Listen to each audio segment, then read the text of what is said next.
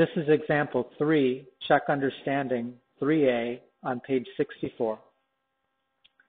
Find the slope between the points -2, -2, and 4, 2.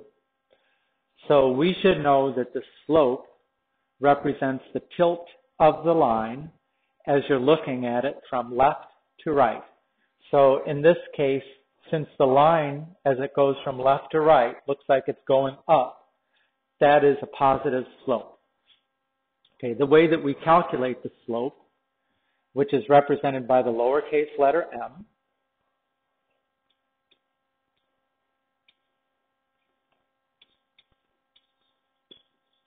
is by calculating the change in y divided by the change in x, which is sometimes referred to as the rise over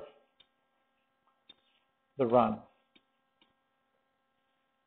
Right? So rise means y. Run means x.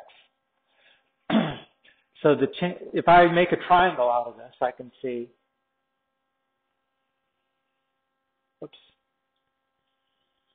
that going from this point to this point, what's the change in y? What's the change up and down? Well, starting here, it looks like it's up 2, 3, 4. That's up 4, so that's positive. And the change in x going from this point to this point is this here. So 1, 2, 3, 4, 5, 6,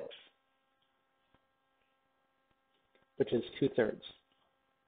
So the slope is 2/3, meaning that to go from this point to this point, I go up 2, right 3, up 2, right 3, up 2, right 3. Okay, now there's also a formula for slope. The slope formula is m equals y2 minus y1 over x2 minus x1. And you have to designate one of these points as your first point, and let's call this one our x1, y1. And this can be x2, y2.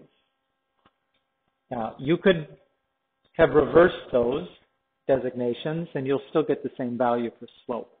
But once you've identified which is your first point and which is your second point, then plug in to this formula.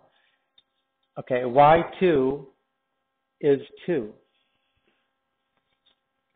y1 is -1. Or is -2, sorry. Okay, x2 is 4. Okay, x1 is -2. Okay, simplify. 2 minus -2 is 4. 4 minus -2 is 6. So the answer is 2/3. Okay. Make sure that you can understand the example 3 above that in the text, and then also do the check understanding 3B. And the answer to that is -6/7.